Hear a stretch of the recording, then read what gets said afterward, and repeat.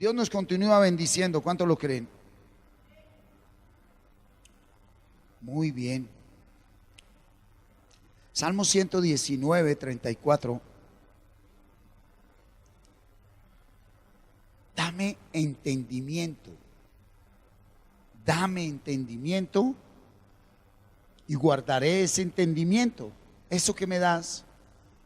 Y eso me llevará ¿a qué? A vivirlo. Porque Él dice dame entendimiento. Acompáñeme a Génesis capítulo 2, versículo 16, por favor. Génesis capítulo 2, versículo 16. Mira, estando en el año del entendimiento, sí, hoy el Señor quiere ahondar más en el proceso que lleva con cada uno de nosotros.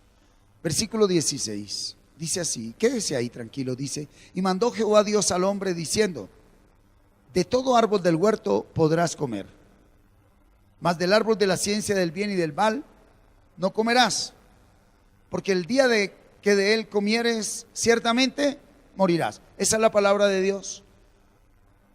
Dios le dice, mira, obedéceme y tendrás vida. Obedéceme y tienes salud. Obedéceme y tu familia está bien. Obedéceme y tu trabajo camina. Obedéceme y tus finanzas van a estar como deben estar. ¿Sí? Pero ¿qué pasó en el capítulo 3 de Génesis, versículo 6? Lucifer tiene un diálogo con Eva y la lleva a esto. Léalo conmigo. Y vio la mujer. Uy, ¿qué es lo que ve la mujer? Que el árbol era bueno. Dios ya le había dicho, tú comes de ese árbol y mueres. Pero lo empezó a ver bueno, agradable, codiciable. Y donde Dios le dijo que había muerte, no sé qué pasó allí. Ella encontró disque sabiduría. El que tenga oídos que oiga. Dios fue claro en su palabra. Tú comes de ese árbol y mueres. Y ella, por aceptar el consejo de Lucifer, empieza a ver la muerte como algo bueno, como algo agradable, como algo codiciable. Y empieza a ver en la muerte la posibilidad de alcanzar sabiduría. Estos son los tiempos de hoy. Ve, en pocas palabras, ¿qué estaba diciendo ahí ella? Y ahí estamos en ella todos. Me importa nada la palabra de Dios. Ahora soy yo la que decido. Y aquí nace el razonamiento y la conceptualización de todas las cosas. Aquí Eva empieza a conceptualizar, a razonar, pues no, sí, me parece bien. Tú tenías una buena relación, una buena amistad con Lucifer, sí, porque mire más adelantico, después de que ella comete el error, 3:15, mire lo que dice la palabra ahí en Génesis 3:15. ¿Cuál es el castigo de Dios? Y pondré ¿qué? Enemistad entre ti y la mujer. Eran amigas, dialogaban, ¿verdad? El año del entendimiento. El año del entendimiento. Desde el momento en que Eva decide ver la vida a su manera, pensar a su manera, tomar decisiones a su manera, ahí se destruye todo. Cuidado con esto. El pecado más grande del hombre no es adulterar. Yo no estoy diciendo que eso no sea pecado. Hay un pecado más grande que adulterar, hay un pecado más grande que asesinar. De por sí, para que el hombre adultere hoy, para que el hombre asesine hoy, para que el hombre sea homosexual, para que la mujer sea lesbiana, para que hoy veamos el mundo como lo estamos viendo, todo nace ahí, en 3:6 de Génesis. El hombre decidió querer ver el mundo como a él le parece. Todos presumimos de creer saber las cosas. Todos presumimos de tener la razón. Sí, Pero solo un verdadero hombre de Dios, a pesar de que su equipo, su hogar, su vida y su realidad esté frente a cosas que no son a favor ni agradables, puede entender el porqué de una pérdida aún injusta. Pero traigámoslo a la vida real. ¿Cuántos proyectos de vida que están predestinados para ser verdaderamente valiosos por falta de entendimiento se pierden? Lo primero que Dios quiere darnos es entendimiento. Es lo primero que Dios quiere darnos, ¿sí? Acompáñeme por favor al Evangelio de Mateo, capítulo 6. Mateo 6, versículo 21.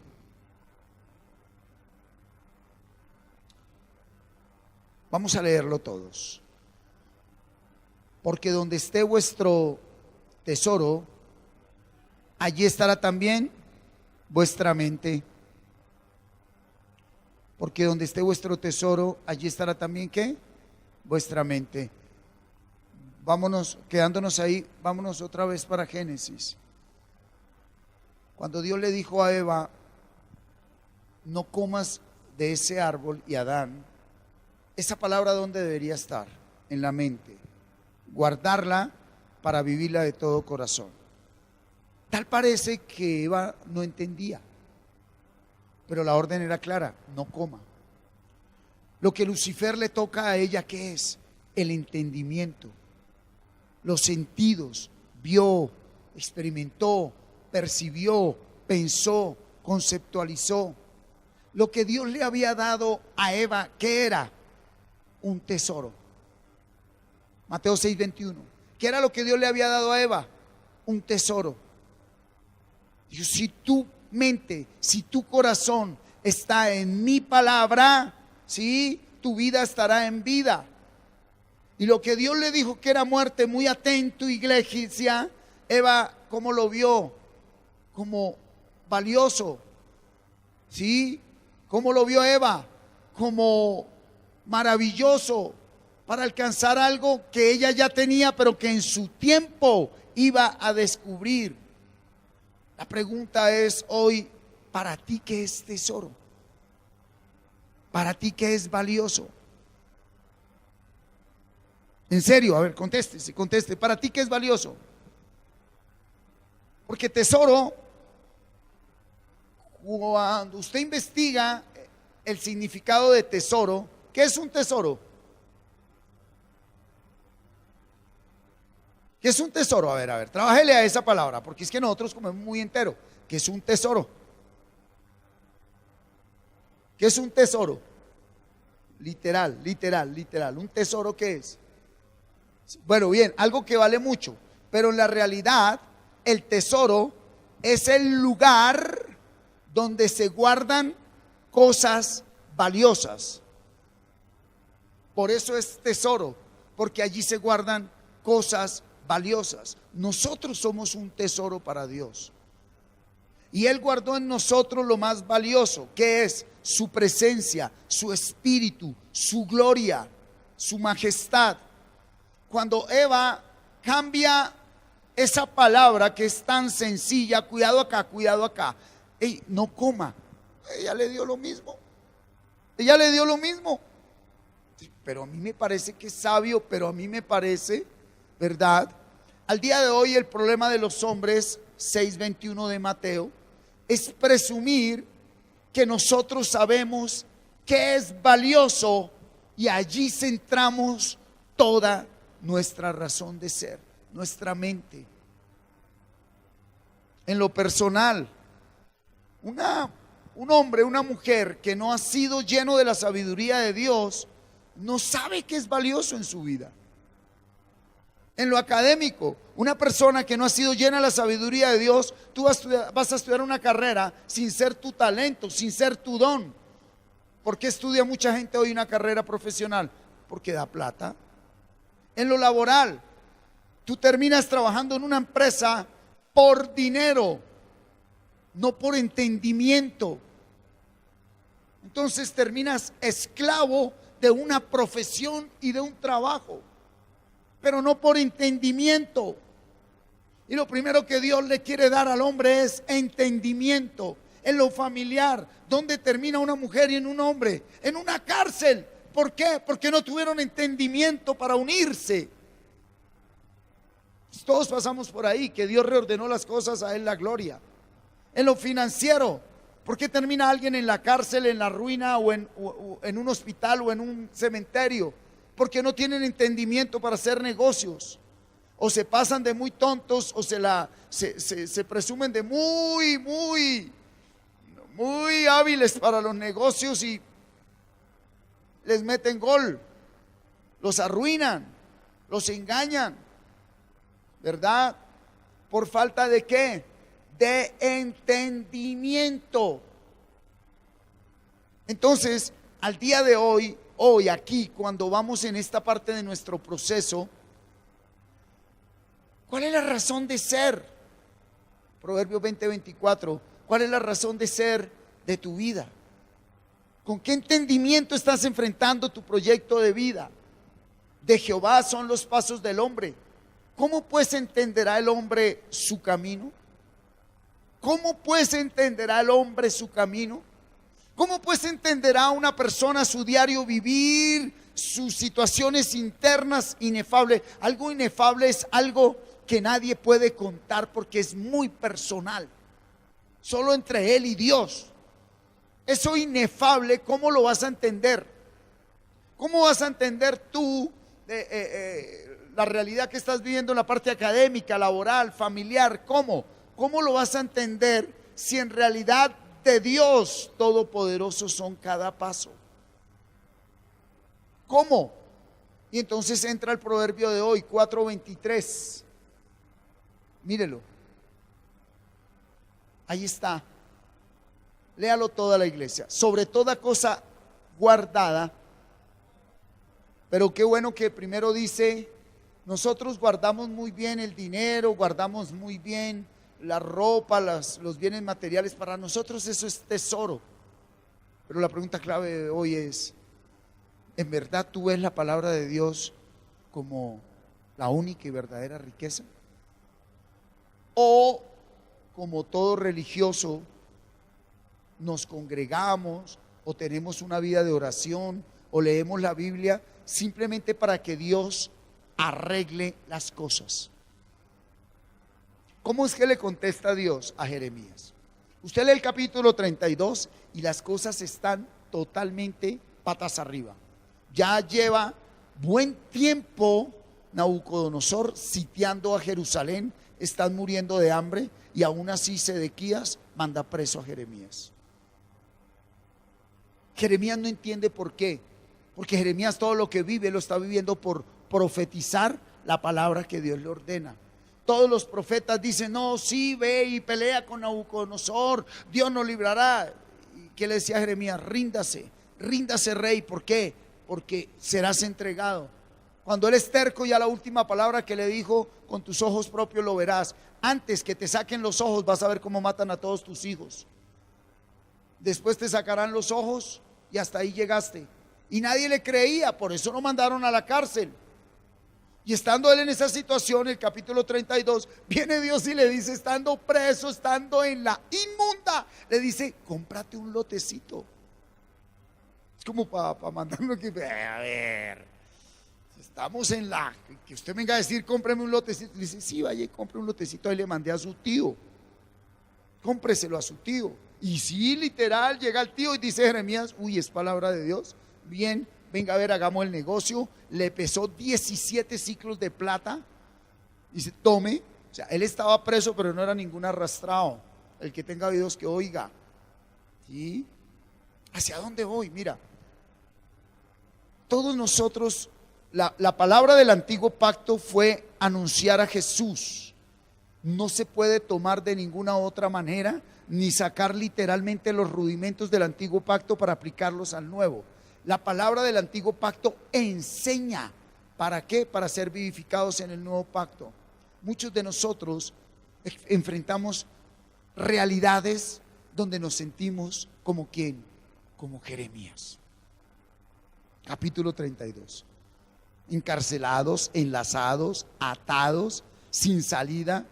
Alrededor para algunos hay enfermedad, para otros hay deudas, para otros hay depresión, crisis, divorcio, problemas judiciales, familiares en la cárcel, familiares en las drogas, en la calle, o lo peor de todo, que usted no entienda. Así estaba Jeremías y era profeta.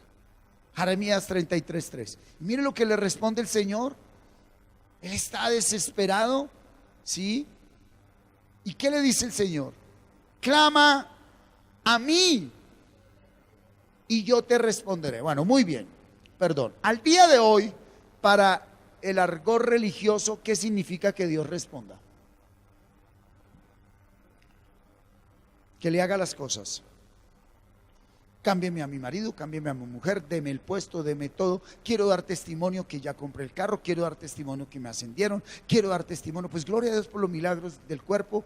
Eso es normal en el reino de Dios. Religioso es el que se aterre porque resucitó un muerto. Mi hermano, en mi reino eso es normal. No sé usted dónde viva. En mi reino es normal que Dios sane de un SIDA, de una lepra. En mi reino, que es el reino de mi Señor Jesucristo, es normal los milagros y sanidades. A mí no me aterra eso. A mí me aterra que alguien lleno de odio termine perdonando y amando. Eso sí es milagro. Eso sí es milagro. ¿Por qué? Porque es que mire lo que le dice el Señor. Clama y yo le respondo. Pero yo no le voy a arreglar nada. Le voy a enseñar. Le voy a enseñar. Usted tiene que arreglar las cosas. Yo por usted ya no voy a hacer nada. Y como estamos en el nuevo pacto, ¿qué está diciendo el Señor? Ya lo hice. ¿Qué? ¿Qué era lo que nos impedía entender la vida y avanzar con firmeza y seguridad? El pecado. Cristo lo venció. Cristo venció el pecado en la cruz, ¿verdad? Entonces, lo primero que entiende algo, lo primero que debo entender en la vida es, escúchame aquí, soy responsable de todo lo que soy, tengo, hago, puedo y vivo en este momento, hoy, aquí. Mire su entorno y usted es el responsable de todo. Si usted todavía no entiende eso, usted no ha clamado al Señor. Porque Dios, antes de llevarte a que tú resuelvas las cosas, tiene que hacerte responsable, no culpable. La culpa mata. Cuando usted se sigue culpando o culpas a otros, te encadenas. Cuando tú te haces responsable, liberas. Eso es parte de la sabiduría de Dios, ¿verdad? Y entonces,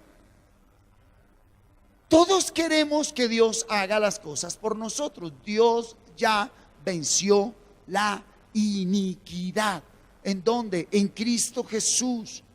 ¿Sí? Y viene ese entendimiento del por qué. ¿Eres tú verdaderamente responsable de todo lo que has vivido? Por favor, haga ese ejercicio. Todos son decisiones. Al día de hoy, aunque tú seas salvo, escúchame, aunque tú siendo salvo, nacido de nuevo, lleno del Espíritu, te descuidas en tomar una decisión sin contar con Dios, sin haberte dejado enseñar, sin haber clamado, Satanás te pega tu zarandeada. Y si no entiendes, pones en juego lo más sagrado, que es que tu salvación. ¿Sí? Entonces, mira, capítulo 6 del Evangelio de Juan, versículo 44 y versículo 45. Léalo conmigo. Dice: ninguno puede venir a mí si el Padre que me envió no le trajere, y yo le resucitaré en el día postrero. Nadie puede venir a Jesús si el Padre no lo trae primero. ¿A ti quién te trajo a Jesús? ¿Una tradición, una religión, un mandato de hombres? Porque hoy nombrar a Jesús es moda. Hoy todos pueden andar con la camiseta de Jesús, la manilla de Jesús. El pescadito que ni siquiera saben qué significa, que eso no es pescadito. ¿Ustedes han visto algo que tiene forma de pescadito en los carros? Eso no es ningún pescadito. Eso es alfabeto griego y traduce ictus,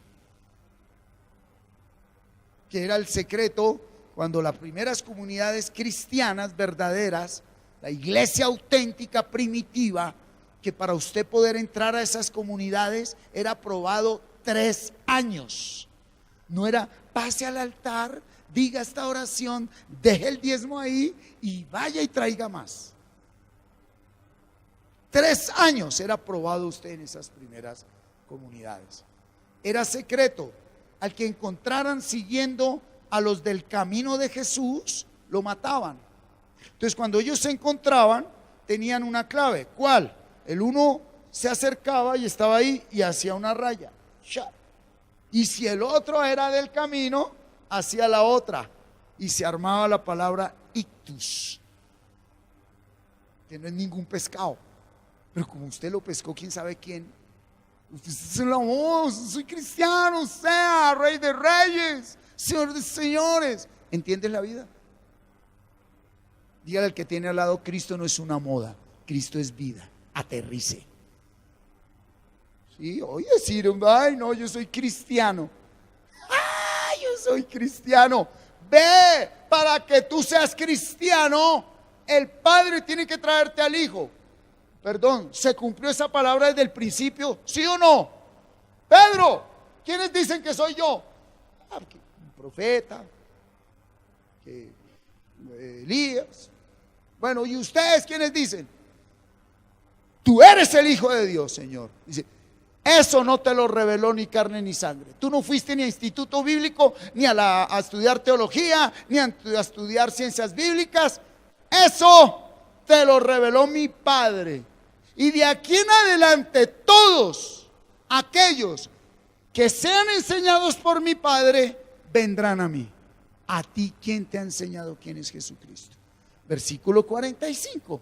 Escrito están los profetas, está hablando el Señor. ¿Y serán todos qué? ¿Por quién? Por Dios, no por un pastor, no por un instituto bíblico.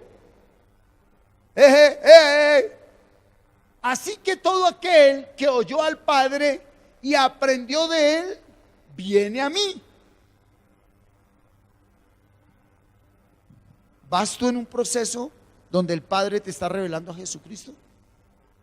Pregunto, ¿estás en el proceso donde el Padre te está a ver, los que de pronto hasta ahora nos se están conectando con la visión que el Señor nos ha dado, que es solo una, la gran comisión.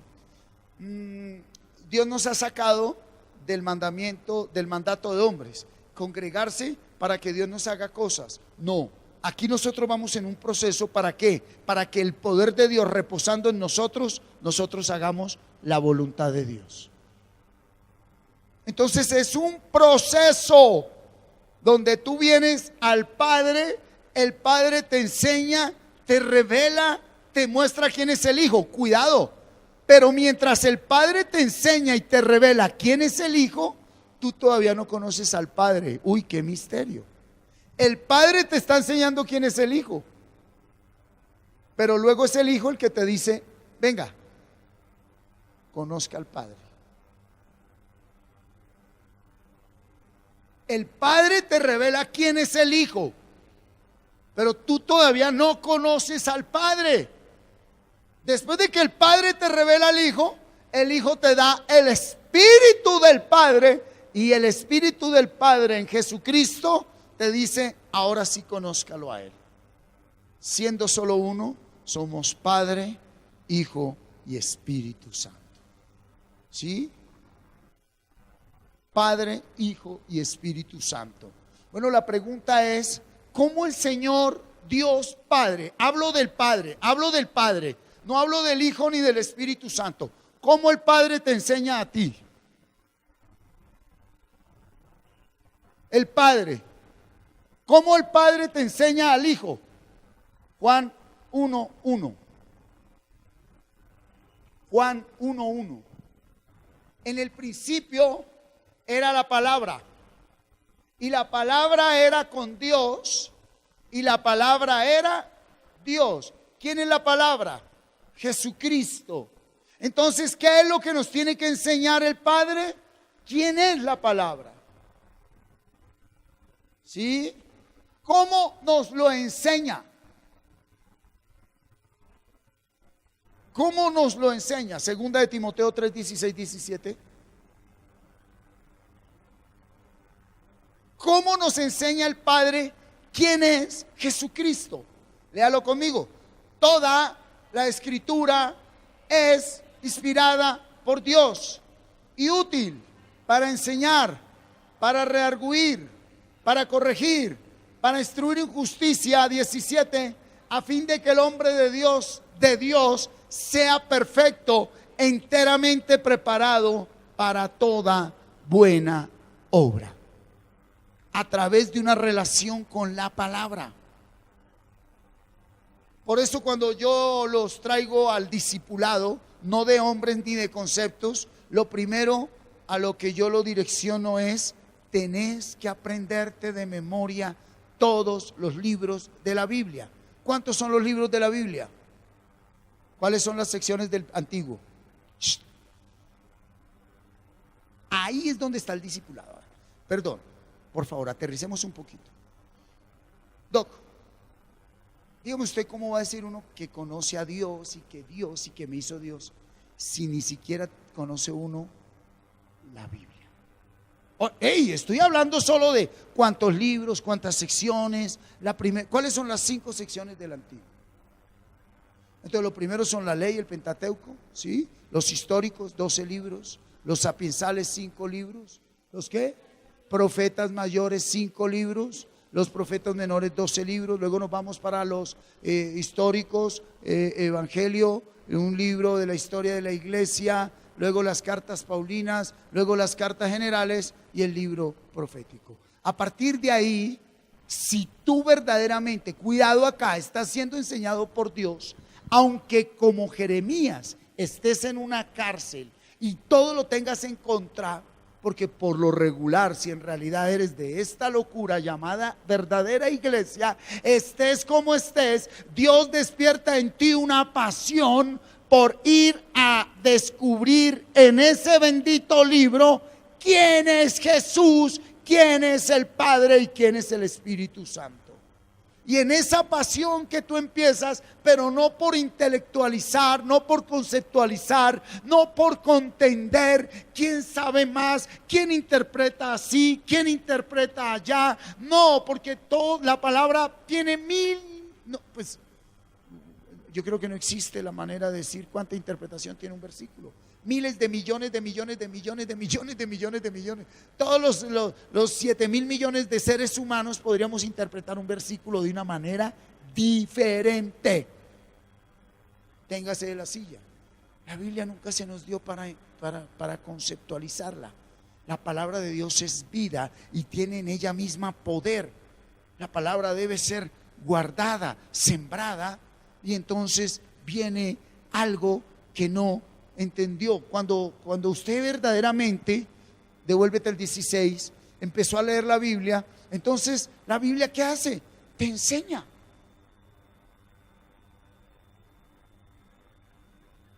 ¿Qué más hace la Biblia?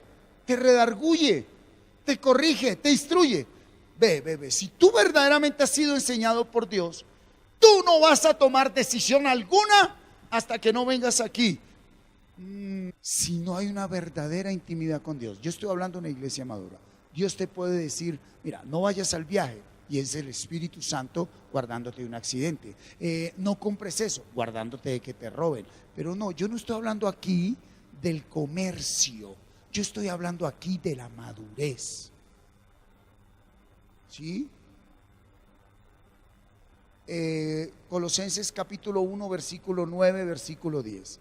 Entonces, cuando Pablo recibe la revelación, ¿Pablo quién es? Pablo es un erudito de la palabra, fariseo, formado por Gamaliel, conocía la ley. Cuando escuchó que habían profanos que estaban apartando a los judíos de la ley, vino a matarlos. Jesucristo se le revela, lo ilumina, dice que quedó ciego durante 3 días, pero ese 3 días es simbólico, lo dejó ciego no tanto al mundo exterior, sino a sus conceptos, a su racionamiento, a la manera de ver la vida. ¿Sí? Y ahí es cuando viene el despertar y el nacimiento de Pablo. Y cuando Pablo ora por la comunidad de Colosa, mire lo que dice el apóstol Pablo: por lo cual también nosotros, desde el día que lo oímos, no cesamos de orar por vosotros y de pedir que seáis, ¿qué?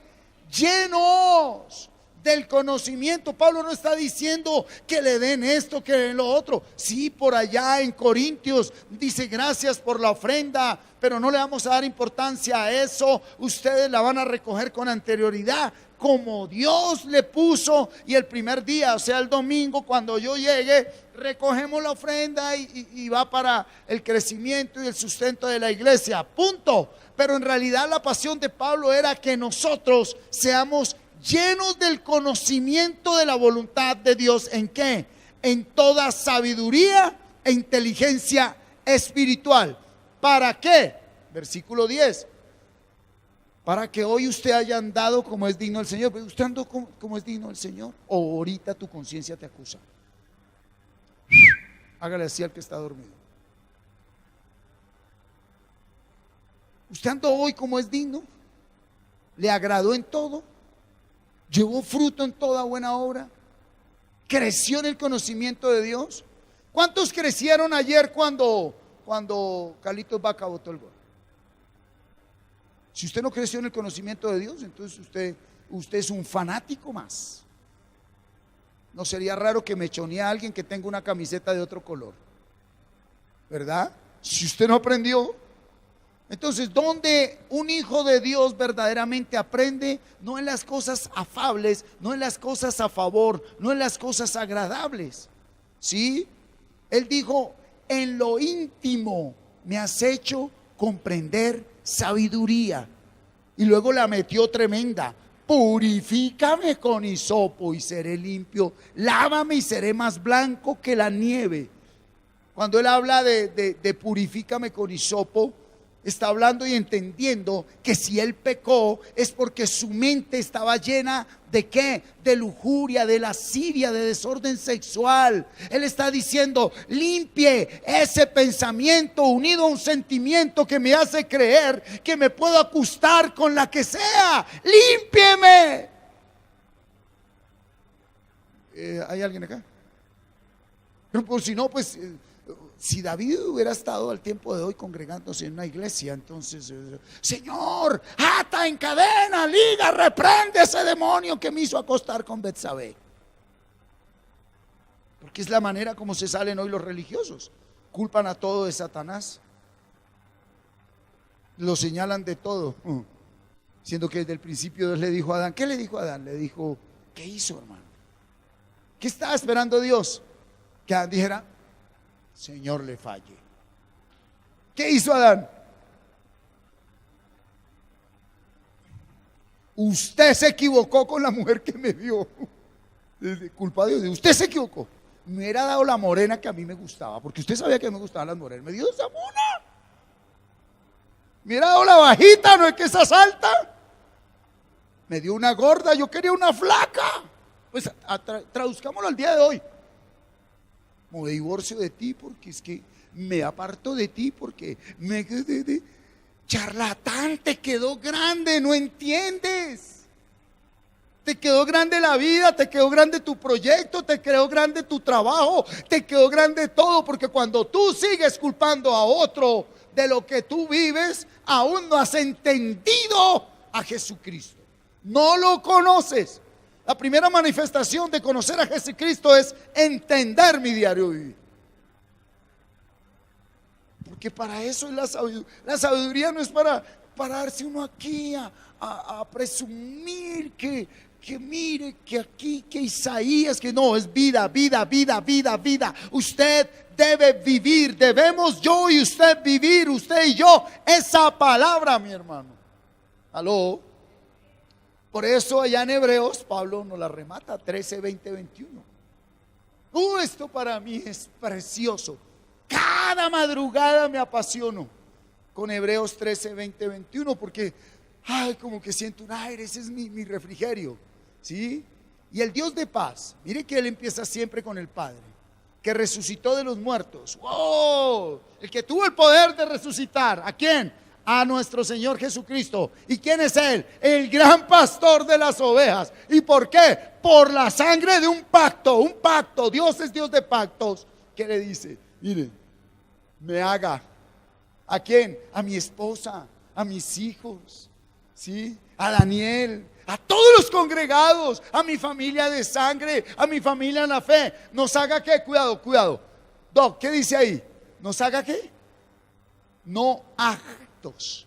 Una cosa es actitud, y la actitud tiene que ver con la hipocresía. Soy cristiano, mira mi pulsera, vengo de culto, aleluya, gloria a Dios. Estuve en el concierto de Cristín Di Clario, voy a ir al de Marcos Brunet, sí, ajá, pero tú eres apto, hay aptitud. Cuando enfrentas a tu esposa que anda como gallina cueca, tienes la aptitud. Pues si no tienes aptitud, ¿qué va a tener? Actitud. Para tener actitud correcta se debe tener primero aptitud, estar apto en toda buena obra para hacer su voluntad. No es la actitud, pero hoy en día le dan trabajo en toda empresa a los que tienen la actitud correcta. Uy, mire cómo viste, mire cómo habla, mire. Y a la hora de la verdad los deja embalados a mitad camino, porque son tremendos líderes, tremendos coach, tremendos mentores, pero ni un carajo de aptitud espiritual, no tienen entendimiento de la vida, ¿sí? Entonces, para que nos haga aptos, ¿en qué? En toda obra buena para hacer su voluntad. Pero mire esa frase, léala, mi amigo hermano Víctor. Haciendo Él en vosotros, en usted, en mí. Usted se imagina usted en la mañana, en vez de estar diciendo: Señor, deme para el recibo, deme para el carro, deme para la gasolina, cámbiame mujer, deme otra mujer. Usted le esté diciendo: Señor, haga usted en mí lo que es agradable delante de usted, por Jesucristo. Haga usted en mi familia lo que para usted es agradable delante de usted. Bueno, pero después de que usted ore eso, entienda que oró eso. Usted no está diciendo: haga lo que a mí me agrada, haga lo que yo quiero, haga lo que a mí me gusta. Cuando usted está diciendo: hágame apto para que yo haga su voluntad, pues entonces como que van a empezar ¿a qué? A revolcarse muchas cositas, a traspasearse muchas cositas. Le puede voltear totalmente un proyecto de vida. ¿Por qué? Porque usted nunca me preguntó y va para el abismo. Le puede voltear totalmente un proyecto de vida a Dios. Señor, respáldame. Usted, yo nunca lo mandé allá. Respáldame. Nunca te voy a respaldar. Sal de ahí. Hablemos a mi manera. Alíñate conmigo y hagamos las cosas como yo digo. ¿Por qué? De resto estás perdido. De resto estás perdido.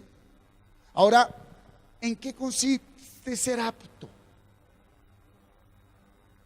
¿En qué consiste ser apto? Juan 3:3. Aquí está la aptitud. No es de conceptos. Está hablando con Nicodemo, un principal importante, y mire lo que le responde Jesús a los halagos de Nicodemo, que lo está exaltando porque hace muchos milagros. Jesús le dijo: de cierto te digo, que el que no naciere de nuevo no será apto para ver el reino de Dios. Y miren lo que le contesta en el 5. Y respondió Jesús, porque él, siendo un tremendo hombre, le dijo: entonces me toca meterme otra vez ahí por la vagina de mi mamá y en el vientre, siendo que ya soy viejo, ¿cómo hago eso? Le dijo Jesús: tú siendo maestro no entiendes esto. Si te hablo las cosas terrenales y no las entiendes, ¿cómo te voy a hablar las cosas espirituales? Mira lo que contesta. Respondió Jesús: de cierto te digo, que el que no naciere de agua, limpieza, y del espíritu, nueva creación, no puede entrar en la aptitud correcta. Nunca vas a tener la actitud correcta, aunque en tu boca nombres a Jesús por todo lado y reprendo en el nombre de Jesús y ato y encadeno y yo tomo esa palabra y voy a sellar esa palabra y voy a pactar por esa palabra. Eso no se hereje. La palabra me debe dar a mí vida, crecimiento. Ahora vamos a confirmarlo. Efesios 2:18, por favor. Miren lo que dice Efesios 2:18. Porque por medio de él, de Jesucristo, de la palabra, los unos y los otros tenemos entrada por un mismo espíritu a la aptitud del Padre. Por medio de él, entonces, a ver, vamos a abrir el contexto. Pablo está hablando a la comunidad de Éfeso y dice, por medio de él, los unos, judíos, los otros, gentiles, nosotros, que somos nosotros, tenemos que entrada. ¿Cómo es que entramos al Padre? Por un mismo espíritu, no por una misma congregación, no por una misma denominación, no por llamarse católico o evangélico, no por llamarse bautista, no por llamarse cristiano. Él dice, hasta que no tengas la vida del Espíritu, tú no vas a saber quién es el Padre, porque el Padre es Espíritu. Juan 4:23. Y tales adoradores busca el Padre, los que le adoren en espíritu y en verdad. Mas la hora viene y ahora es cuando los verdaderos adoradores adorarán al Padre. ¿Cómo? Entonces la adoración no es un cántico, la adoración no es una canción, la adoración es vida. La adoración es que te cacheteen y que usted le responda con re fa mi bemol. No, te amo. Y no con un fanfarroneo. Yo te respondo con fa fuera.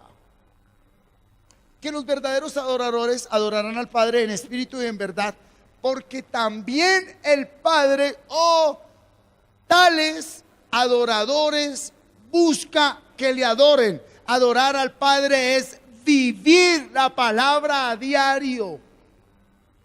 De nada sirve que le cantemos aquí, chillemos, pataleemos, te caigas, te revuelques y hagas todo un show si cuando llegas a casa tu hombre viejo te sigue gobernando.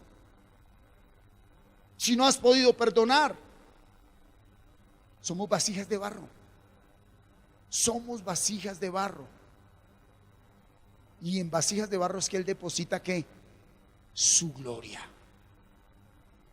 En vasijas de barro es que Él deposita su gloria, para que siendo barro no sea el barro lo que los demás vean, sino que siendo simples vasijas de barro vean la gloria de Dios en nosotros, pero todos sepan que ¿qué?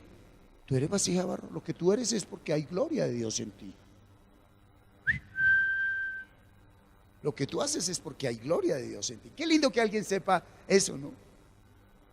Mira lo que dice versículo 13 de Efesios 5. A ver, ¿de qué cosas tienes duda hoy? En tu vida personal, en tus estudios, en tu trabajo. ¿Tienes dudas o tienes conflicto en tu parte familiar, en tu parte financiera, ministerial? ¿En qué tienes dudas? A ver, ¿qué pasa? ¿Dónde está confundido? ¿Dónde está enredado? Lea ese versículo.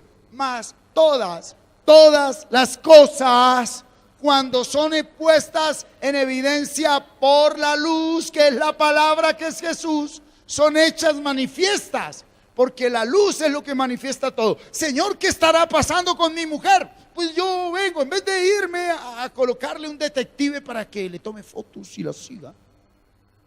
¿Qué estará pasando con mis finanzas? ¿Qué estará pasando con mi hogar? ¿Qué estará pasando con mi vida? ¿Qué estará pasando con mi jefe? ¿Qué estará pasando con la selección Colombia? ¿Qué estará pasando con todo? Con todo. Papá le fascina cuando uno en todo lo busca para todo. Y dice que esa palabra lo manifiesta todo. Josué 1:8. Pero es que veamos el contexto de Josué 1:8. Quietos, vamos a aterrizar esto. ¿Qué es lo que hace un permisivo? ¿Qué es lo que hace un permisivo? ¿Qué es lo que hace un permisivo? Señor, ¿qué pasa con mi hogar? Respóndeme ya.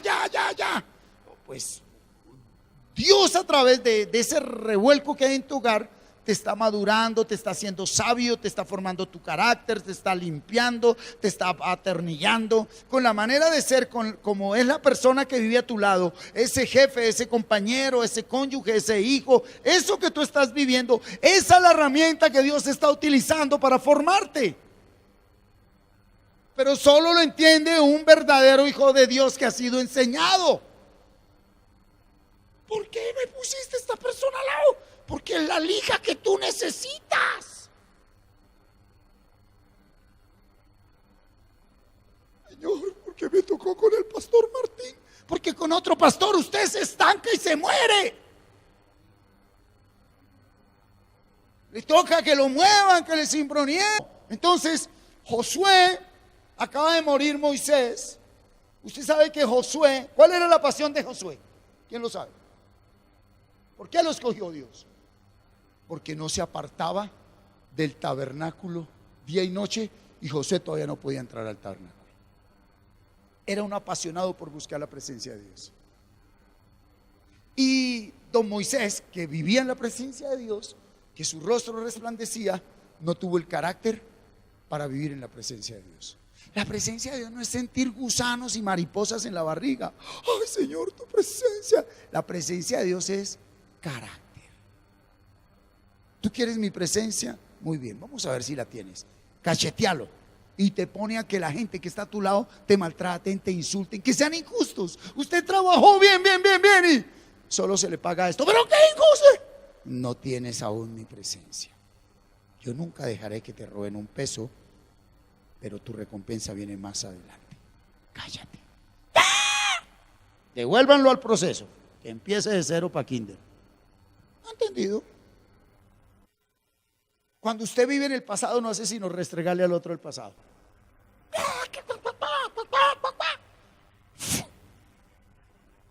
Y la frase típica es la canción de Juan Gabriel: hasta que te conocí, ay, mi vida se dañó. No, la vida se dañó porque usted decidió vivir con él. Usted lo pudo conocer, pero no tenía que arrejuntarse con él. Punto. Usted tomó la decisión. Aló. Vaya donde vaya, haga lo que haga, es la decisión suya, mi amado. Entonces Dios le dice a Josué: no chille más, hermano, no se da cuenta que soy yo. Y la única orden que le dio para tomar la tierra prometida, y la única orden que Dios te da para tomar tu tierra prometida es esta: no se aparte de tu boca la palabra de Dios, medita día y noche en ella. ¿Para qué? Para que la guarde, y después de guardar, si la viva, la haga, pero conforme está escrito en ella. No acomode la palabra a lo que a usted le parece, porque hay mucha gente que acomoda la palabra a lo que se le da la gana.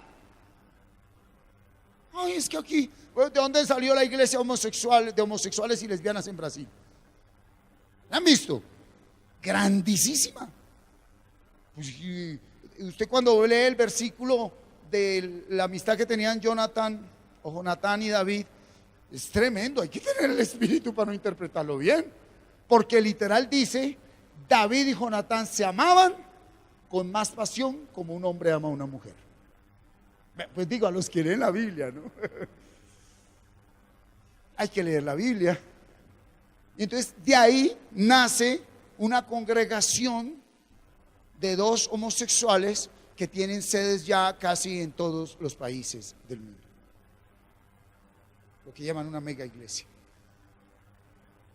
Realizan todos los cultos, casan homosexuales y lesbianas, fundamentando que el amor de Dios es muy grande. Tienes razón, Dios ama al homosexual, a la lesbiana, pero no ama al pecado.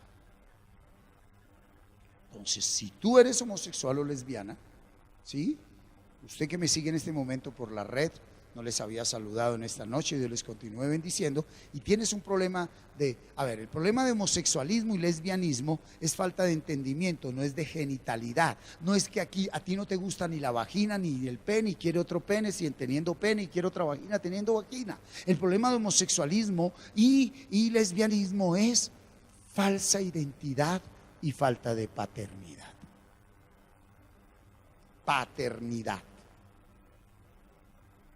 e identidad. No saber quién soy ni a quién pertenezco. Entonces, ¿qué es lo primero que nos devuelve Dios? ¿Qué nos hace entender? Me devuelve el diseño original. Dice, varón y hembra te he creado. ¿Sí? Entonces, ¿de dónde un jovencito se puede desviar al homosexualismo, una jovencita al lesbianismo? Porque no han habido padres que engendraron hijos en santidad y habiéndolos engendrado, no se han arrepentido del pecado. Tiene que haber una metanoia verdadera, un cambio de pensamiento. Arrepentirse no es chillar, no es botar mocos. Arrepentirse es cambiar la manera de pensar. Estaba errado. Así no era la sexualidad que yo debería practicar. Hay gente, y lo ha hablado el Señor muy repetitivamente, que aún en pareja están deshonrando la presencia de Dios al tener sexualidad. No basta con que un curita o un pastor haya celebrado una ceremonia. De por sí la Biblia no enseña que una ceremonia matrimonial sea la esencia de un casamiento. Está Josué asustado. ¿Y qué le dice el Señor a Josué? Solamente permanece en mi palabra para que la haga como está escrita en ella. Pero uy, es que ahí es donde yo digo, Dios mío, es que la gente no entiende. Punto y coma. En voz alta léalo y no diga que no se le dijo. Porque entonces harás ¿qué? ¿Y qué? ¿Y qué? Entonces ya en Romanos Pablo lo explica. Todo te ayudará para bien, aún lo que estás viendo como tragedia, aún lo que estás viendo como destrucción. El problema no es esa tragedia que estás viendo afuera, el problema es que tu tragedia está aquí adentro, mi hermano. Y lo único que ordena la palabra, ¿quién es? Lo único que ordena la mente, ¿qué es? La palabra. 119:9. Entonces Dios le dice a Josué, te doy la tierra prometida, usted no tiene que entrenarse para ser guerrero ni nada, permanezca en mi palabra. ¿Con qué limpiará el joven su camino? Con guardar tu palabra. ¿Cuál es nuestra bandera? Permanecer con un versículo de la Biblia en la mente. ¿Qué produce permanecer con un versículo de la Biblia en la mente? Juan 15:3. Limpia tu mente de toda la porquería que hay. A diario usted debe permanecer en su mente con un versículo. A diario debe permanecer con un versículo. Venga, ¿cuánta gente lleva conmigo ya meses y años y no lo hacen? ¿Por qué no lo hacen? Y se lo voy a decir de frente, clama al Señor, porque usted no es iglesia aunque se congregue. Así de sencillo, y no diga que no se le dijo. Y Satanás le puede dar dulcecitos. ¿Qué le ofreció Satanás al Señor? Póstrate, adórame y todos los reinos de la tierra, todos. Entonces, ¿qué es? Fama, poder, dinero, casas, fincas, lugares allá, le doy la presidencia, le doy lo que quiera, le doy el mundial, pero adórame. ¿Qué es? No tenga un proceso con la palabra, no se deje limpiar con la palabra. Eso es mentira, eso siga siendo sucio, siga siendo un doble, siga adulterando, siga pecando, siga odiando, siga diciendo mentiras, siga ahí como va, siga juzgando, siga hablando de los demás. No tenga temor de mí, tranquilo, eso no. Y por aquí, por el otro lado, ese falso Dios que él se presenta disfrazado de luz como Espíritu Santo. ¿Qué más quieres, hijo? Tengo plata, tengo carro, Dios, ¿cuál Dios? Su Dios es Lucifer. Lo primero que hace Dios es esto, limpiarte. Entonces, si Dios sabe que la porquería que hay dentro de mí solo se limpia con la palabra, ¿qué coloca en mi interior Dios? Pasión, porque yo esté en la palabra. ¿Por qué tú no puedes meditar la palabra? Porque tú no te has humillado ante Dios. Entonces, Dios tiene que permitir que caigas al fondo. Porque solo hasta que alguien llega al fondo es que dice, Señor, usted no quiere salir de ahí. ¿Usted quiere que yo le solucione el problema? ¿Volver a tener plata? ¿Volver a tener estatus? ¿Volver a tener ropa? Te voy a dar salvación, pero por fuego. No te saco de ahí. Por amor a mi nombre te salvo. Porque si yo te devuelvo aquello a lo que le llamaste tesoro, te condenas. Por eso hay mucha gente que es salva terminando en donde no debe terminar. ¿Por qué? Porque su mente siempre estuvo puesta fue en el mundo, con apariencia de cristiano, porque el superapóstol y profeta oró por él y se cumplió la palabra, ahora tiene carro nuevo. Y si usted sabe que es un doble pecador, mi hermano, ¿por qué bendito no permanece con un versículo sino con conceptos? Oh, no, es que el pastor dijo que eso, el que enseña es Dios y no un pastor. ¿Yo para qué me congrego? Pues haga lo que quiera, hermano. Que después de que el Señor le limpie a uno la palabra, lo primero que hace uno es que congregarse,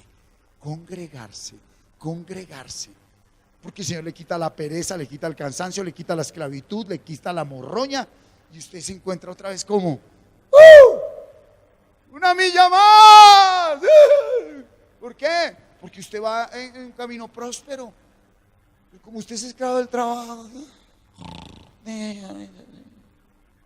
no tiene fuerzas espirituales. ¿Aló? Y entonces se vuelve un problema en su casa. Y lo segundo sí que nos tumba a todos. Romanos 8, 10, 17. Romanos 10, 17, ¿qué dice? Porque la fe viene por el oír, y el oír por la palabra de Dios. Todo el mundo dice: ay, yo tengo fe, que yo creo y que Dios me dio fe y esa fe se va a cumplir el milagro. ¿Quién dijo que la fe fue dada para eso? Sí, Hebreos 11:1 habla de que define la fe. A ver, por favor, muy atentos, mírenme acá. Hebreos 11:1 define fe neurolingüísticamente. No sirve de nada hasta que no la entiendas espiritualmente. Sí, neurolingüísticamente, la fe, la convicción de lo que se espera y la certeza de lo que no se ve. Aleluya, yo no veo el carro, pero tengo la certeza que ahí llega, que va a terminar más endeudado que quién sabe qué. Entonces, cuando usted permanece con un bendito versículo de la Biblia, lo más que pueda, todo el día, todos los días, lo primero que hace Dios es limpiarle esa porquería. Que eso no lo quita nada, porque está adentro, ¿sí? Y lo segundo que le da es fe, ¿sí? Santiago 2:19, ¿qué es lo contrario a fe? Creencias. ¿Tú crees que Dios es uno?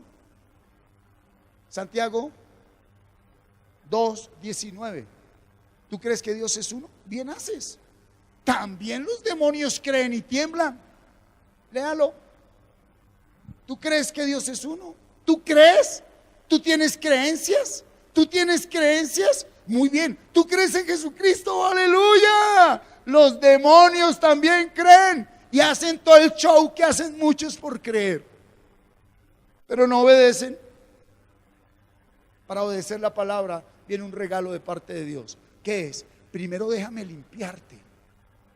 ¿Cómo voy a obedecer yo la palabra en no mirar, en no desear otra mujer, si aquí adentro arraigado Jeremías 17:1 está con cincel de hierro, con punta de diamante grabado? Acuéstese con todas, léalo. Jeremías 17:1, mire lo que dice: el pecado de Martín está escrito está con cincel de hierro y con punta de diamante, esculpido en la tablet de su mente. El que tenga oídos que entienda. Y en los cuernos de sus altares. Dice Dios: venga usted a chicanear aquí que ama a su esposa así. Yo no le he sacado aquí el software de adulterio, de pornografía, de morbosidad. Yo no se lo he sacado. Entonces aparece: usted no ama mi palabra, usted habla de mí. Isaías 29:13. Este pueblo con sus labios me alaba, con su boca me honra, pero su mente está lejos de mí. Ellos no entienden, ¿sí? Y su temor de mí, todo lo que dicen que yo sé de Dios, no es más que un mandamiento de hombres que les ha sido enseñados, pero por hombres, no por Dios. Entonces, cuando usted coge un versículo de la Biblia, mírame acá, un versículo de la Biblia, y lo empieza a meditar y a meditar, lo primero que hace Dios es limpiarte, luego te da fe. Y lo tercero es que, ¿qué es lo tercero que hace? Santiago 1:18 te regala un nacimiento nuevo. Mira, Él, léalo, de su voluntad, no es porque yo lo pueda hacer, nos hizo nacer por la palabra de verdad, para que seamos primicias de sus criaturas. Ahora colócame primera de Pedro 1:23. Siendo renacidos, no de simiente corruptible, sino de incorruptible por la palabra de Dios. ¿Qué me hace nacer? La palabra de Dios. Entonces venga, resumamos, recojamos. Si yo permanezco con un versículo de la Biblia a toda hora, aquí, y para permanecer tengo que memorizarla, grabarla, y todo el día ando con el versículo, y en la mañana lo que hago es orar los capítulos que he memorizado, orar esos capítulos que he memorizado, 1, 2, 3. Él dijo, busco que me adores en espíritu, no en tus emociones. Pues no, pues, espera un momentico, Dios, voy a meter las emociones debajo de la silla y hablamos. No, pues las emociones están ahí. Pero si usted está con la palabra somete sus emociones, sentimientos, todo, aún lo oculto, lo coge y lo somete y le dice, se calla. Vamos a hablar con el dueño de esto. ¡Se calla! Pero si no, entonces usted, por eso es que usted se empieza a orar y ¿qué horas son? Voy a llegar tarde. Uy, no preparé el tinto, no despertaba a mi mujer. Uy, ¿qué es lo que voy a hacer? Párese de ahí, hermano, que usted lo que está haciendo es un show. No tiene tiempo, le da sueño. Entonces, mira, la palabra, cerremos. Lo primero que hace la palabra, ¿qué es? Me limpia. ¿Qué es lo segundo que hace la palabra? Me da fe, pero la fe verdadera, ¿sí? La fe verdadera. Cuidado con esta perlita que le voy a dar. La fe verdadera, ¿sí? Y esa fe verdadera es, ¿sí? Colócame segunda de Tesalonicenses 3, 1 y 2. Por lo demás, hermanos, léalo conmigo. Orad por nosotros para que la palabra del Señor corra y sea glorificada, así como lo fue entre vosotros. Versículo 2. Y para que seamos librados de hombres que, y ahora léalo duro. Léalo duro. ¿Porque no es de qué? ¿Porque qué? Mucho gusto. Ay, yo tengo fe. Sí, ¿cuánto tiempo has durado con la palabra? Pastor, muéstrame bíblicamente que eso es una doctrina sana. ¿Cuánto tiempo duró Pedro con Jesús? 3 años y medio. ¿Quién es Jesús? La palabra. Si el punto era de que era estar con Jesús, hombre, físico, carne, Él es Dios, no muere, se queda aquí en la tierra. Por ahí andaría haciendo mercado. El mercado era ayer. ¿En dónde andaría? En Israel. En Israel. Estaba en Rusia, estaba viendo el mundial ahorita Jesús. Estoy hablando real. No, se hace espíritu. Por eso dijo espíritu, por un mismo espíritu. ¿Cuál espíritu? El que nos entregó Él. Cuando yo nazco de nuevo, recibo es el espíritu de Jesús. Míreme acá, yo ya no busco a Jesús hombre. Ya no busco a Jesús en un crucifijo. Ya no busco a Jesús en un lugar al que llaman templo. Ahora Jesús vive en mí. Ya no quiero tocar el manto de Jesús. No, ahora está Jesús dentro de mí. Y si Jesús está dentro de ti, pues, ¿a qué le temes? ¿A qué le tienes temor? Entonces no es de todos la fe. Romanos 12:2. No se conforme a este siglo. Entonces, aterricémoslo al día de hoy. No se conforme a que todo el mundo piense, no piense igual. Hoy hay gente en la depre. Hay gente con la depre. Y Dios dice, no se conforme a este siglo. Transfórmese por medio de la renovación de vuestro. O sea, entienda. Aunque aparentemente perdió, ya no hablo del mundial, aunque ahorita usted se ve perdido, tengo que permitir que usted vea que todo está perdido afuera. ¿Por qué? Porque no ha entendido que adentro está bien perdido. Porque la gente que piensa que está bien afuera, porque todas las cosas están acomodadas, siendo que la conciencia le está diciendo: ve, estás bien sucio, estás bien puerco, hombre, mira la vida que estás llevando, mira cómo pensás, mira cómo sentís, mira eso que deseas, mira, hombre, mira cómo te escondes para hacer qué cosas.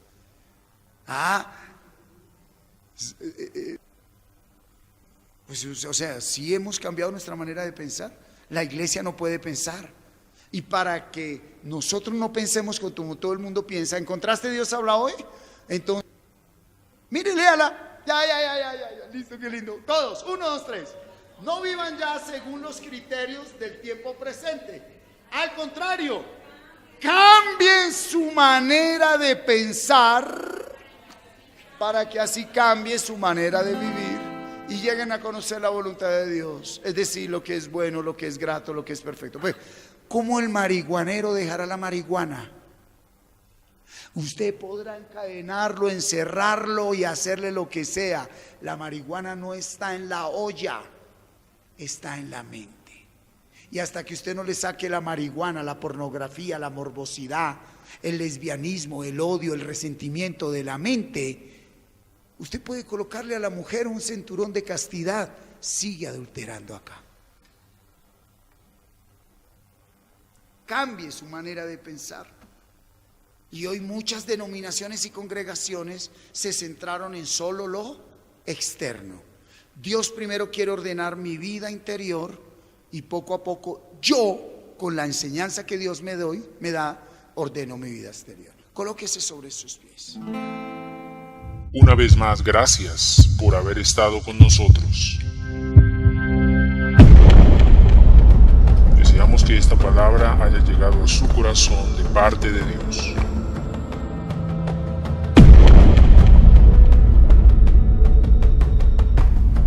Nos volveremos a ver en una nueva emisión por este mismo canal. Dios les continúe bendiciendo.